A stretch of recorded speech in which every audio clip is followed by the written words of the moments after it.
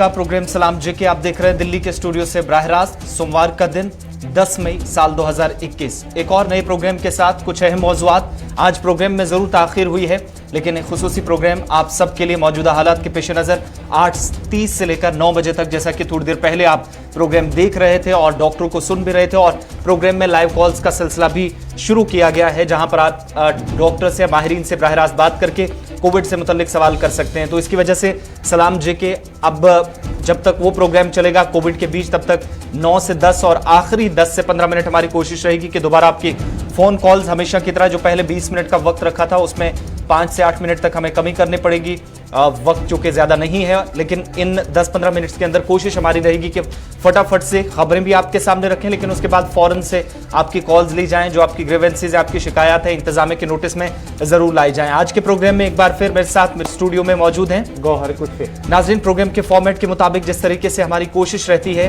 कि इस प्रोग्राम में दुनिया भर की जो बड़ी खबरें हैं वो आप तक पहले पहुंचाई जाए, इस वक्त की ताजा तरीन सूरत हाल आलमी सतह पर, और उसके बाद जो इस वक्त मुल्क के अंदर हालात बने हैं उस पर न सिर्फ हिंदुस्तान के अंदर सरकार की तरफ से कोशिशें हो रही हैं, बल्कि आलमी इदारे कैसे इस वक्त मदद के लिए आगे आए हैं, ये तमाम चीजें आज इन डिटेल आपके सामने रखेंगे। जब आपको यूनियन टेरिटरी दिल्ली से जम्मू कश्मीर मरकज के ज़ेर इंतजाम इलाके लिए चलेंगे तो आपको बताएंगे कि इंतजामिया ने हालात के पेश नज़र क्या फैसले किए हैं। इन्हीं फैसलों को मद्देनजर रखते हुए किस तरीके से पिछले 24 घंटों के दौरान भी बड़े इज्तिमात, मजहबी प्रोग्राम्स नहीं हो सके और अवाम ने इंतजामिया का ताउन किया, भरपूर ताउन हुआ। इन सब के बीच में SOPs गाइडलाइंस पर बाकायदा अमल दरामद करने को यकीनी बनाने के लिए जो इंतजामिया को यकीन दहानी कराई गई थी उस पर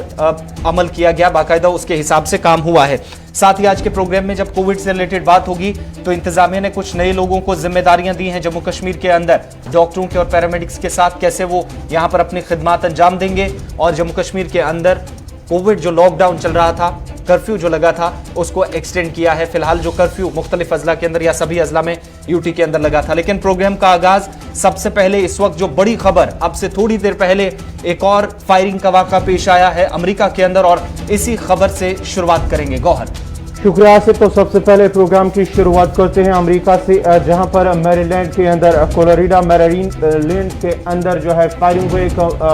बंदूक बरदार ने हमसाय पर गोलियां चलाई, जिसके नतीजे में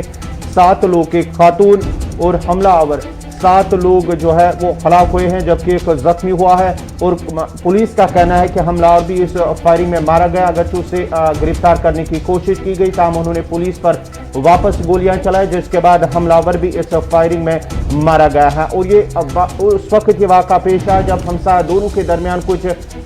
तू मैं हुई, झगड़ा हुआ हो, उसके बाद उन्होंने गोलियां चलाई, जिसके नतीजे में वहां पर एक खातून और हमलावर 7 लोग हलाक हुए हैं, जबकि एक जख्मी हुआ है। पुलिस का मानना है कि ये दोनों पड़ोसियों के दरमियान आपस में झगड़ा हुआ था, और उस झगड़े की वजह पहले भी उन दोनों के दरमियान झगड़ा होता था। अब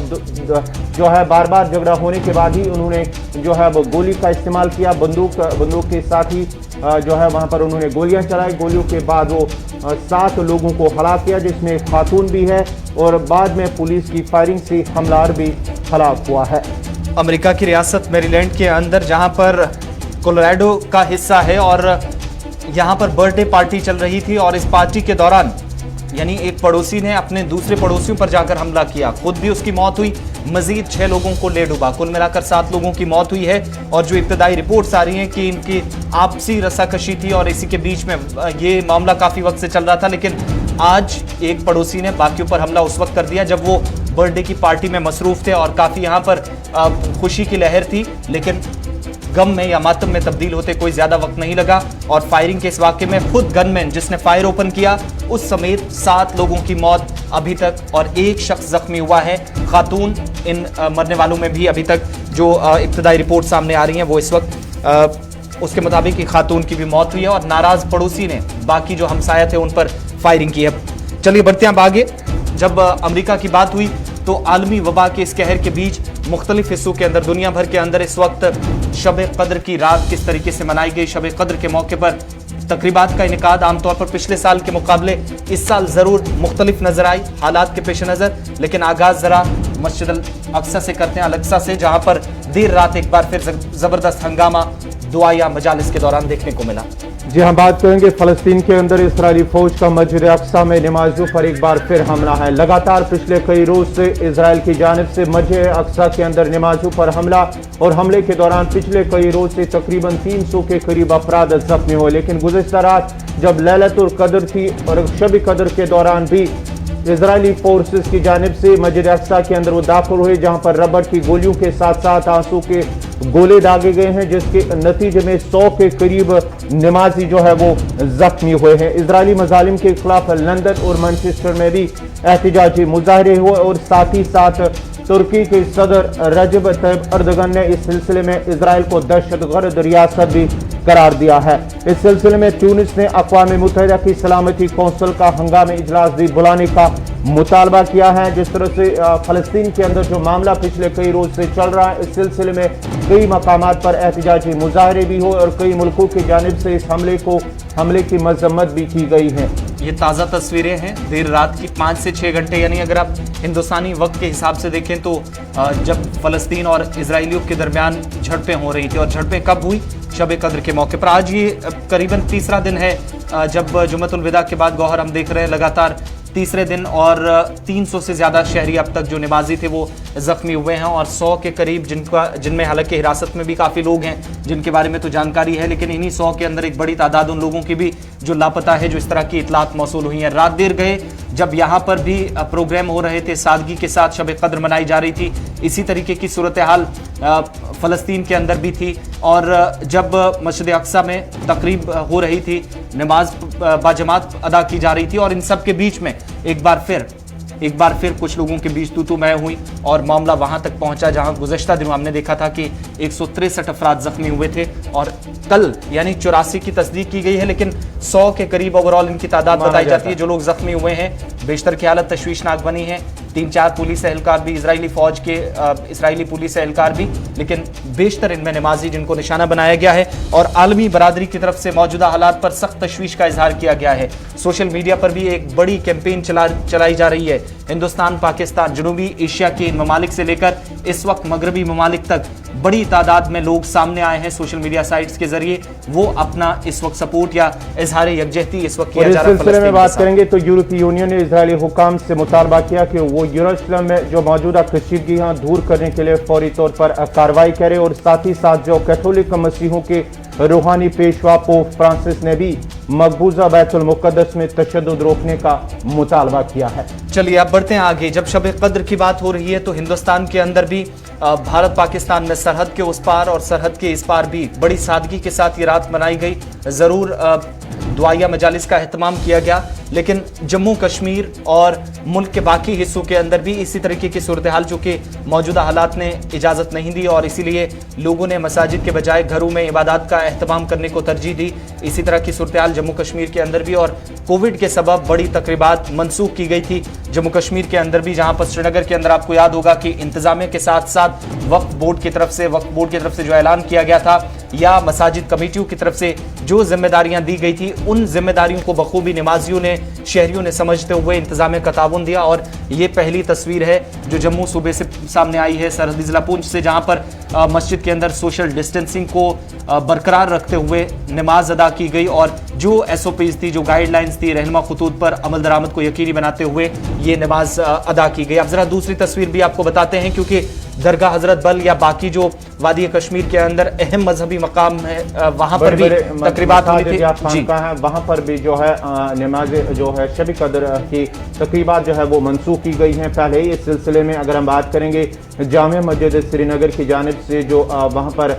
जमात है, उनकी जानिब से भी एक बयान जारी किया गया था। वहाँ पर शब कद्र की जो है तकरीब मनसूख की गई है, और साथ ही साथ दरगाह हजरत बल में भी हमने देखा है कि पहली बार कोविड के पेश नज़र वहाँ पर शब कद्र की तकरीब मनसूख हुई। और वादी के अंदर जितने भी बड़े बड़े जो मसाजिद हैं या खानकाहों की बात करेंगे, वहाँ पर पहले ही इस हवाले से कोविड के पेश नज़र जो है शब कद्र की तकरीबात मनसूख कर दी गई है। बिल्कुल, इस सिलसिले में बड़ी बात यह है, गौहर की इंतजामिया ने जो कुछ कहा था उस पर अमल करने के लिए आम शहरी खुद नहीं आए। कुछ मसाजिद के अंदर जरूर अगर मकामी सतह पर नमाज हुई तो जो गाइडलाइंस थी 5 या 6 लोगों ने ज्यादा से ज्यादा, जो एक तस्वीर आपके सामने रखी भी, लेकिन उसके अलावा जो कुछ कहा जा रहा था, और यही वजह थी कि इंतजामिया की बात मानी गई, उलमा इकराम की बात मानी गई, मुफ्तियान इकराम की तरफ से जो मुसलसल अपील की जा रही थी, इमाम मसाजिद जो कुछ कह रहे थे, तो उन पर अमल करते हुए लोगों ने नमाज अदा की। और यही वजह है कि आप देख रहे हैं ये वो मशहूर दरगाह श्रीनगर के अंदर जहां इस तरह की मनाजिर या तस्वीर बहुत कम आमतौर पर सामने आती थी। पहली बार इस तरह की तस्वीर जो है, पहली बार वहां पर शब कदर की तकरीब जो है वो मनसूख की गई। यहाँ पर आसिफ एक चीज ऐड करना चाहूंगा कि जिस तरह से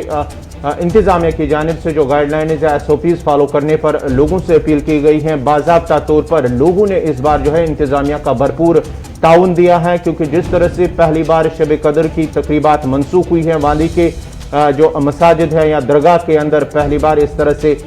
लोगों की जानिब से ताउन फराहम भी किया गया है। और पुलिस या दीगर सिक्योरिटी फोर्सेस, कोविड वॉरियर्स कह लीजिए या फ्रंटलाइन वर्कर्स भी एक तरह से इनको कह सकते हैं, जो इस वक्त इस वबाई सूरत हाल में खिदमात अंजाम दे रहे हैं, लेकिन उन लोगों की खिदमात को बिल्कुल नहीं भूलना चाहिए जो इस वक्त मीडिया फ्रेटर्निटी के लोग हैं, मुसलसल इन मुश्किल हालात में अस्पतालों से लेकर सड़कों तक जहां पर लोगों की लाशें भी देखते हैं, कोविड पॉजिटिव केसेस की मदद भी करते हैं, उनको देखते भी बात होती है और इंतजामिया तक उनकी बात पहुंचाते हैं, वो लोग भी रात भर सड़कों पर रहे, मसाजिद के बाहर रहे, खानकाहों के बाहर। और इसी सिलसिले में गुलिस्तान न्यूज नुमाइंदे सैयद इरफान फाजिल भी रात देर गए, क्या कुछ हालात थी उनने आंखों देखी, जो सूरत हाल थी वो आपके सामने रखने की कोशिश की। सैयद इरफान फाजिल को सुनते हैं पहले।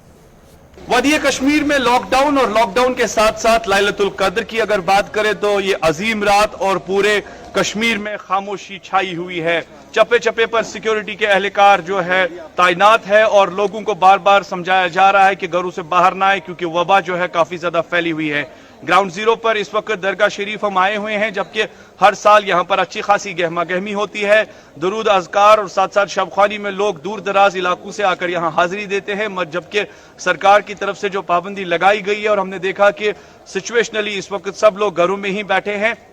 जो शब कर रहे हैं। और खास तौर पे अल्लाह बारी ताला से यही दुआ है कि जल्द से जल्द कोरोना वायरस की बीमारी इस दुनिया से खत्म हो जाए, जबकि ये हाल जो है इस वक्त काफी बेहाल है, क्योंकि अमवादें भी काफी ज्यादा हो रही है, केसेस की तादाद जो है वो वादी कश्मीर में बढ़ रही है। जबकि हमने देखा कि दरगाह शरीफ हजरत बल में यहाँ पर कोई भी इस वक्त हाजिरी देने के लिए नहीं आया हुआ है। जो भी इस लोकेलिटी में लोग दाएं बाएं रहते हैं उनको भी बोला है कि घरों में ही बैठे, और पूरी तरह से नजर रखी हुई है सिक्योरिटी के एहलकार। और साथ में हम देख रहे हैं कि इस वक्त पूरे कश्मीर में खामोशी छाई हुई है, मस्जिद मेंबर मीनार खामोश है।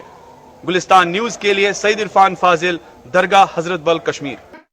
दरगाह हजरत बल से आप तस्वीरें देख रहे थे। रात देर गए जब सादगी के साथ तकरीबात का एहतमाम घरों के अंदर ही हो रहा था और उस वक्त इरफान फाजिल बाहर निकले थे, आपको दिखाने की कोशिश की। और वक्फ बोर्ड की तरफ से जो हिदायत भी जारी की गई थी और जो बयान था, और अब जो बयान है उसके मुताबिक सैयद याकूब साहब रहमतुल्लाह अलैह सोनवार, सैयद मंसूर साहब रहमतुल्लाह अलैह, मखदूम साहब और इसके अलावा गौसुल आजम दस्तगीर खानियार रहमतुल्लाह अलैह, ख्वाजा नक्शबंद साहब रहमतुल्लाह अलैह या बाकी जो दरगाह हैं वहां पर भी रात देर गए तक खामोशी ही थी, यानी कोई बड़ी तकरीब या कोई जो इज्तिमा है वो शब कद्र के मौके पर नहीं हो सका। और कोविड के सबब ये तमाम चीजें जो हालात बने हैं वहां पर एक बार फिर न सिर्फ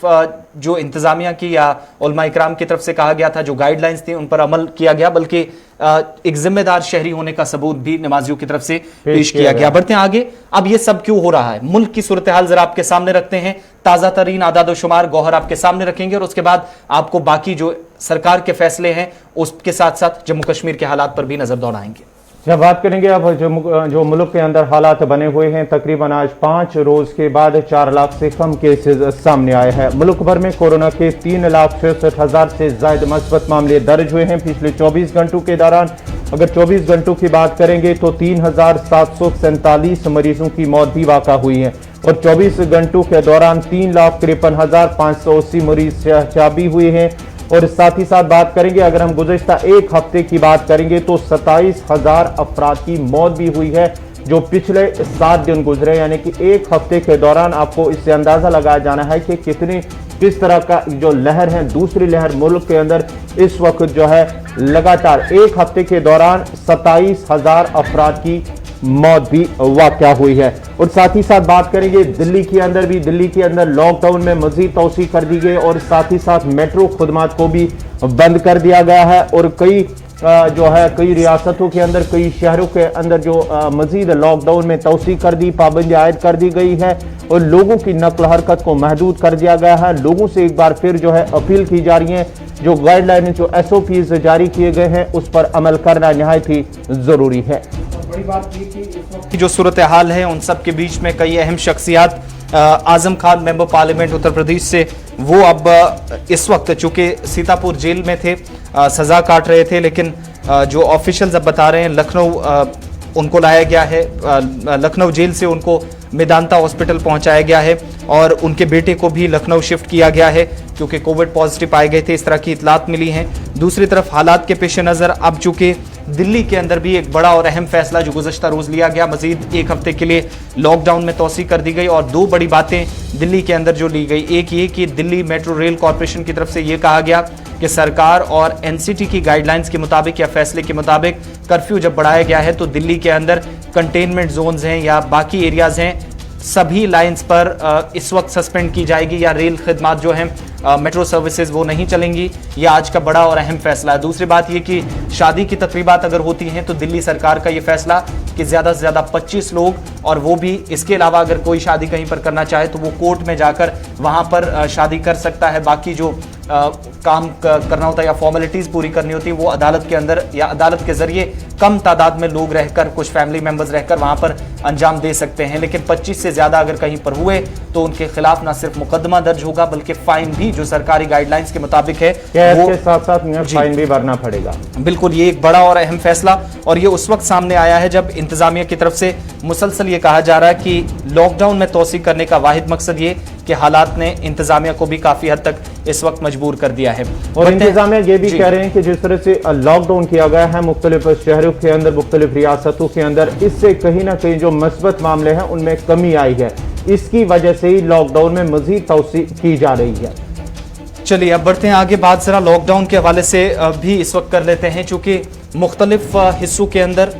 हिंदुस्तान में इस वक्त मरकजी सरकार की तरफ से लॉकडाउन अनाउंस नहीं किया गया, लॉकडाउन नहीं चल रहा, लेकिन मुख्तलिफ रियासतों ने जो इकदाम किए हैं वो बड़ी बात है। और कुल मिलाकर इस वक्त जो सरकारी आदादुशुमार गौर बताते हैं कि 26 के करीब ऐसी रियासतें और यूनियन टेरिटरीज हैं जहां पर खुद इंतजामिया ने मुकामी सतह पर या तो बंदिशें आयद की हैं या हालात को मद्देनजर रखते हुए इस वक्त माइक्रो कंटेनमेंट जोन एक बड़ी तादाद में बनाए हैं। जी हाँ, बात जिस तरह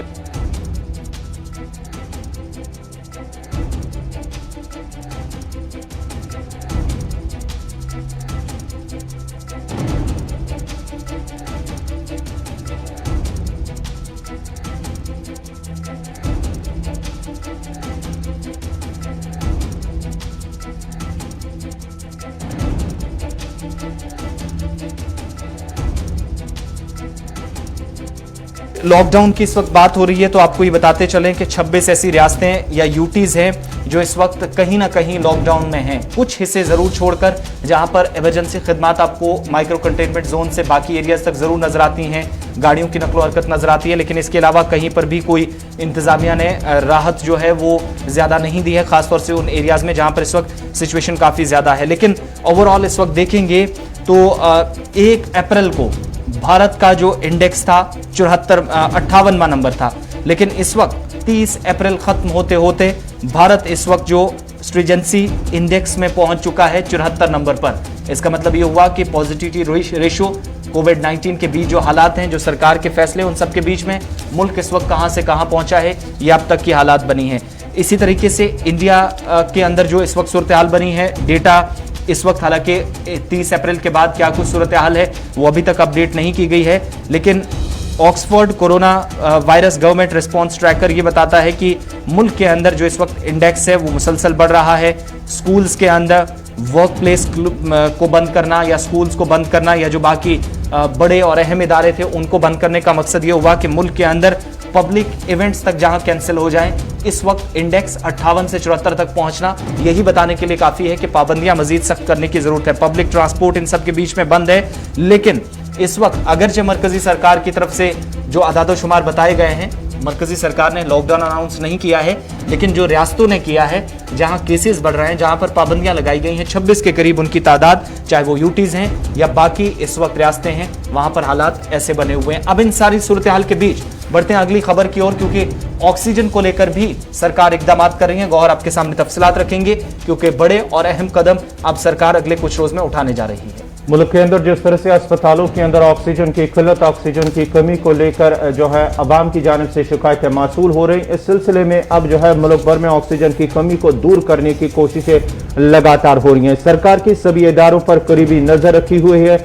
और ऑक्सीजन की सप्लाई को यकीनी बनाने पर जोर दिया जा रहा है। हर मामले पर संजीदगी से काम हो रहा है, यह हुकूमत की जानिब से यकीन दहानी भी की गई है। इस सिलसिले में सुप्रीम कोर्ट की जानिब से 2 रोज कबल जो है जब समाअत हुई है ऑक्सीजन की किल्लत को लेकर, चाहे दिल्ली या मुख्तलिफ रियासतों के अंदर, उनकी जानिब से हिदायत भी जारी की गई है कि ऑक्सीजन की किल्लत को दूर करने के लिए एक टास्क फोर्स, एक टीम तश्कील दी गई है, जिसमें 10 डॉक्टर और साथ ही साथ जो है 2 सरकारी अहदेदार उनमें शामिल होंगे। वही नजर रखेंगे कि कहां पर ऑक्सीजन की किल्लत है या जरूरी अद्वियात की किल्लत है, उसको दूर करने के लिए वो टीम जो है वो तश्कील दी गई है।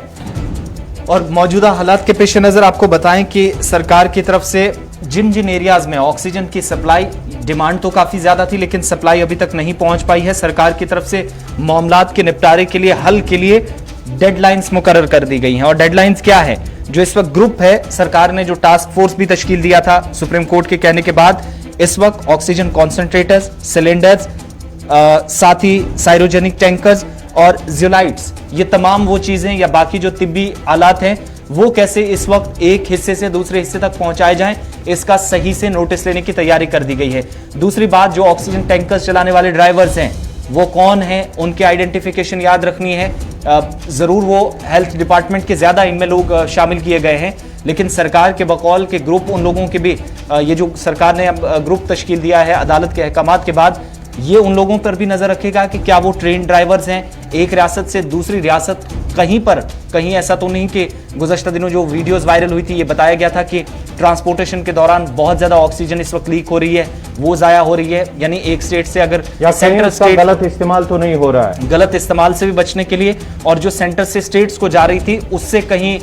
लीकेज से बचने के लिए, एक बड़े नुकसान से बचने के लिए जिस मकसद से वो पहुंचाई गई है वो क्यों वहां ना पहुंची, ये सारी डिटेल्स जो हैं वो अब ये ग्रुप सामने रखेगा। लेकिन इस बार जो एक्सपर्ट्स हैं, डॉक्टर्स हैं, मैन्युफैक्चरर्स से भी बात करने वाले हैं कि मैन्युफैक्चरर्स कैसे ये मुमकिन बनाया जाए कि जो मैन्युफैक्चरर्स है या जो प्लांट्स हैं जहां पर इस वक्त ऑक्सीजन बड़े पैमाने पर तैयार हुई है वो सीधा अस्पतालों के अंदर सप्लाई की जा सके, नंबर 1। नंबर 2, मैन्युफैक्चरर्स से ये भी कहा जाएगा कि वो बाकी तमाम चीजें छोड़कर मेडिकल सप्लाई को इस वक्त यकीनी बनाएं तरजीह बुनियादों पर, ताकि अस्पतालों के अंदर ऑक्सीजन की कमी दूर हो सके। ये ग्रुप की इस वक्त जिम्मेदारी है। तीसरी बात ये कि इलेक्ट्रिसिटी टीम भी बनाई गई है, director, joint director level officers इसमें बनाए गए हैं। पावर मिनिस्ट्री के ऑफिशियल्स की तरफ से लगातार हालात पर नजर बनाए हुए निगरानी की जा रही है कामकाज की, और साथ ही कहीं पर कोई ब्रेकडाउन ना हो, ऑक्सीजन की डिमांड और सप्लाई के बीच में जो गैप था उसको खत्म करने के लिए, उसको फिल करने के लिए सरकार अब इस ग्रुप के जरिए मजीद मॉनिटरिंग तेज कर रही है, ताकि बड़े अस्पतालों से या बड़ी रियासतों से जहां पर ऑक्सीजन की कमी की शिकायत थी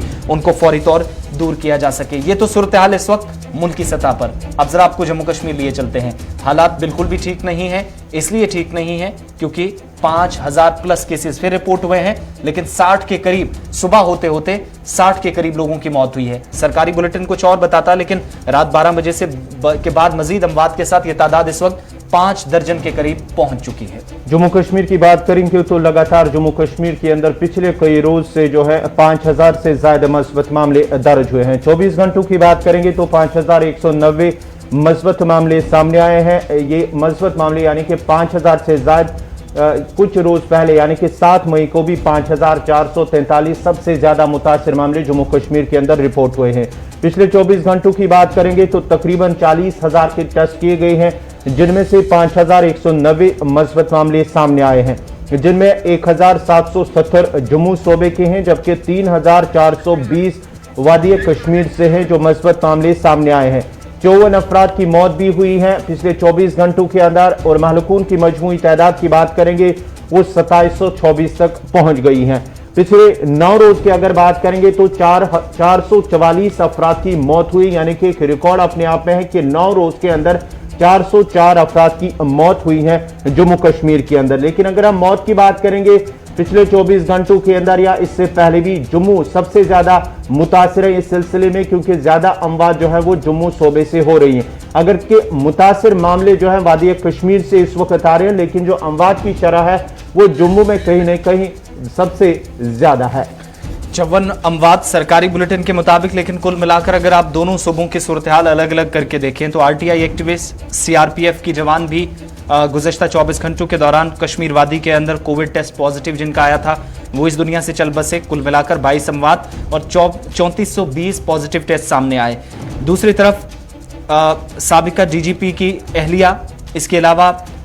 जिन लोगों की 25 से 32 साल की उम्रें हैं, इनमें 5 ऐसे लोग हैं जो जम्मू के अंदर चल बसे हैं कोविड का शिकार होकर। गवर्नमेंट मेडिकल कॉलेज के एक डॉक्टर भी, ऑफिशियल भी कल कोविड का शिकार होकर जिनका इंतकाल हुआ है, और कॉन्वेंट स्कूल का टीचर इन 32 लोगों में शामिल है जिनकी पिछले 24 घंटों में मौत हुई है। लेह लद्दाख की सूरत हाल की अगर आपके सामने रखें तो यहां पर भी हालात कोई ज्यादा बदले नहीं है। 156 नए केसेस सिर्फ लेह के अंदर, इस यूनियन टेरिटरी के अंदर भी केसेस मजीद इस वक्त पहले ही 2000 तक पहुंच गए हैं और सूरत हाल जूं की तू कोई ज्यादा बदलती हुई नजर नहीं आ रही है। प्राइवेट सेक्रेटरी, 12 ऑफिशियल्स, 5 ऑफिस के अंदर काम करने वाले लोग जो कोरोना पॉजिटिव पिछले 24 घंटों में पाए गए हैं। इसी तरीके से इस वक्त आप देखेंगे तो डिस्ट्रिक्ट जेल के अंदर या 6 स्टाफ मेंबर्स जो हैं, एक तरफ डिस्ट्रिक्ट जेल के अंदर भी कोविड पॉजिटिव केसेस की तस्दीक हो चुकी है और साथ ही 6 स्टाफ मेंबर जो पॉजिटिव आए हैं उनको भी वहां से दूसरी जगह शिफ्ट कर दिया गया है। दूसरी तरफ इन तमाम चीजों को देखते हुए इंतजामिया की तरफ से जो कर्फ्यू था, जो पहले ही हमने प्रोग्राम के आगाज में बताया था कि जम्मू कश्मीर के अंदर 17 मई तक फिलहाल उसमें तौसी कर दी गई है। और मजीद ये कि अब जो शादी की तकरीबात होंगी, दिल्ली के अंदर जो फैसला था लगभग वही दिल्ली के अंदर ये था कि अगर 25 लोगों को साथ लेकर आप नहीं कर सकते, अदालत जाइए, 3 से 4 लोग वहां पर आप जाकर शादी की तकरीब कीजिएगा। लेकिन दूसरी तरफ जम्मू कश्मीर के अंदर 25 तक ही ये तादाद रहेगी। अगर आप शादी की तकरीबात कहीं पर करते हैं, एहतमाम होता है, तो उसके लिए भी इंतजामिया ने बाकायदा गाइडलाइंस सेट कर दी हैं। सीधा आपको श्रीनगर लिए चलते हैं। मजीद तफसीलात के लिए हमारे सीनियर साथी सैयद तजम्मुल इस्लाम इस वक्त बराह रास्त हमारे साथ हैं। सैयद तजम्मुल, मजीद फैसले जो इंतजामिया की तरफ से लिए गए हैं, शायद सूरत हाल इंतहाई अबतर होती नजर आ रही है। और गुज़श्ता रोज जो एक बड़ा खुलासा किया गया था एक माहिर मुआलिज की तरफ से वादी कश्मीर के अंदर कि 10,000 तक केसेस, 100+ डेथ्स, शायद उस सूरत हाल की तरफ क्या मजीद हम बढ़ रहे हैं? क्योंकि अभी सुबह होते होते खबर यह है कि 5 दर्जन से ज्यादा इस वक्त जो 54 कल तक डेथ्स थी वो तकरीबन 66 तक पहुंच चुकी हैं अब सुबह होते होते। बहुत बहुत शुक्रिया आसिफ। जम्मू कश्मीर में बल्कि कश्मीर सूबे में जो सूरत हाल है कोरोना वायरस के बाद, लगता है कि जिस वक्त मेडिकल ओपिनियन की बात करें, आपने जिस वक्त पहले ही कहा कि जो हमारे MBBS के फाइनल ईयर स्टूडेंट हैं उन्हें 5,000 रुपया माहाना दिया जाएगा और कहीं ना कहीं वो भी असिस्ट करेंगे उन कंसल्टेंट्स को, हाउस सर्जन्स को, डॉक्टर्स को। और उसके बाद जब आप दाखिला अस्पतालों की बात करते हैं तो आपको कोरोना वायरस यानी कोविड-19 का टेस्ट करने की जरूरत नहीं है अगर आपने अस्पतालों के अंदर जाना होगा। जो चंद अहकामात हैं जिन्हें आज से इल्तिवा में आप देख पाएंगे। लेकिन उसके बाद बड़े मामला ये है कि कश्मीर वादी में या जम्मू सूबे में या लद्दाख कारगिल में जिस वक्त केसों की तादाद बढ़ रही है और बड़ी तादाद में जो है करीबन अब 12x5, जब आप इतने बड़ी तादाद में डेथ्स देखते हैं तो आपको कहीं ना कहीं कंट्रोल करना पड़ेगा। जब आप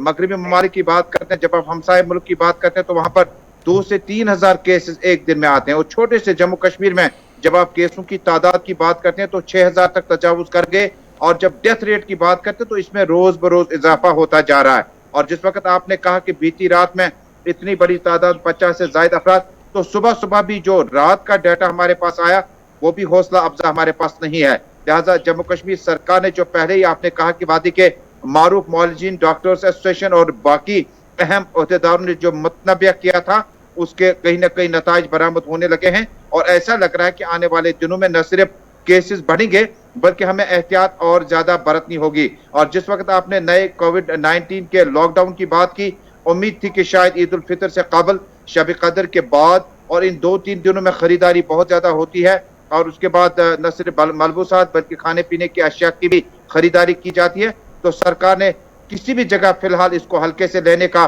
कोई प्रोग्राम नहीं रखा। हालांकि कुछ लोग इन अखबारात को भी देख रहे हैं जिसमें कहा गया कि आइंदा कुछ दिनों में सुबह 7 से 10 बजे जिस तरह से जम्मू में कई होलसेल मार्केट्स में आपको ढील मिलेगी, इसी तरह हो सकता है कि शहर के कुछ इलाकों में मिलेगी, लेकिन कहीं ऐसा ना हो कि सारी मेहनत मशक्कत जो हमने रमजान के रोजों के अंदर की, रोजों की हालत में हमने अपने दुकानों के शटर बंद किए और बड़ी मुश्किल से कसम पुरसी के हालात में शब और रोज गुजारे, ऐसा ना हो कि आने वाले दिनों में अगर ईद पे छोटी सी ढील दी गई और इतनी बड़ी भीड़ में आप लोग ट्रैप हो जाते हैं तो नुकसान होने का बहुत ज्यादा खतरा यही एक बड़ा सवाल है। चूंकि अब ईद को 1-2 दिन बाकी रह गए हैं, लेकिन इस शेड्यूल के हिसाब से अगर इंतजामिया चले, ये तो क्लियर हो गया है कि कोई बड़ी छूट नहीं मिलने वाली है, लेकिन essential services micro containment zones के अंदर पहुंचाने की बात तो हो रही है, लेकिन बाकी लोग अगर कोई खरीदारी के लिए बाहर आता तो क्या कोई प्लान तरतीब दे दिया गया है? किस हिसाब से टाइमिंग्स क्या रहेंगी ईद से पहले खास तौर से? अभी देखिए, कश्मीर से कोई वाजिया अभी तक मैसेज गवर्नमेंट की तरफ से नहीं आया, लेकिन जम्मू के लिए होलसेल डीलर्स के पास आप सुबह 7 बजे से 10 बजे तक हो सकता है कि 50% रियायत के साथ मार्केट खुल सकती है। लेकिन कश्मीर में भी बड़े तबके हैं जिनकी डिमांड है कि इसी तर्ज पर जम्मू कश्मीर के श्रीनगर शहर, बारामूला, कुपवाड़ा और कैपिटल टाउन्स जो हैं वहां पर आपको डिस्ट्रिक्ट हेडक्वार्टर्स में और मेन सिटीज में आपको मॉर्निंग 7 बजे से 10 बजे तक की कहीं ना कहीं डील देनी पड़ेगी, क्योंकि बहुत सारे मामलात हैं जिनमें ईद उल फितर से कबल इस तरह की खरीदारी बड़ी मैंडेटरी हो जाती है, मजबूरी भी हो जाती है। लेकिन अगर आपने उन डील का गलत फायदा उठाने की कोशिश की, बड़ी तादाद में आप भीड़ उमड़ आती है, उसके बाद इस वायरस को रोका नहीं जा सकता, बल्कि इसको ईद पे खुदा ना खास्ता कहीं इसके रिवर्सिबल इफेक्ट अगर हमारे ऊपर आए तो बहुत ज्यादा। कहीं सरकार को अब एक तो बड़ा डील करना होगा, थोड़ा सा SOPs का ख्याल करके 50-75% छूट देके आपको policing, proper community social policing करके आपको दुकान के बाहर पुलिस एहलकार तैयार करने होंगे, ताकि 7 से 10 बजे मॉर्निंग में अगर एक आध दिन में आपको डील मिल जाती है ईद से कबल, तो मुझे लगता है कि एक तो आप खरीदारी की भी कर पाएंगे और अपने इन्फेक्शन से भी इससे दूर रह पाएंगे। बहुत बहुत शुक्रिया श्रीनगर से हमारे साथ सैयद जमुल इस्लाम रहने के लिए और बताने के लिए कि रात देर गए से लेकर अब तक सूरत हाल क्या है और इंतजामिया के फैसलों के बीच इस वक्त आवाम कैसे ताउन कर रही है। वक्त छोटे से ब्रेक का है, आप हमारे साथ रहेंगे क्योंकि ब्रेक के उस पार वापस आएंगे तो MBBS के स्टूडेंट्स की जो बात तजम्मुल ने छेड़ी थी, इसको हम आखिर तक पहुंचाएंगे, बताएंगे कि उनके लिए क्या कुछ इंतजामिया ने इस बार किया है। इसके अलावा वो लोग जो शायद कहीं ना कहीं दिन लगाते थे तो रात में जाकर उनका परिवार पलता था, वो अपने ख़ानदान को चलाते थे, अपने घर वालों को चलाते थे, लेकिन मौजूदा वक्त में कौन ऐसे लोग हैं जो फाका कशी पर मजबूर हैं और हुकूमत क्या कर रही है, और साथ ही अस्पतालों को लेकर इंतजामिया का एक अहम फैसला। छोटे से ब्रेक के बाद हमारे साथ रहिएगा।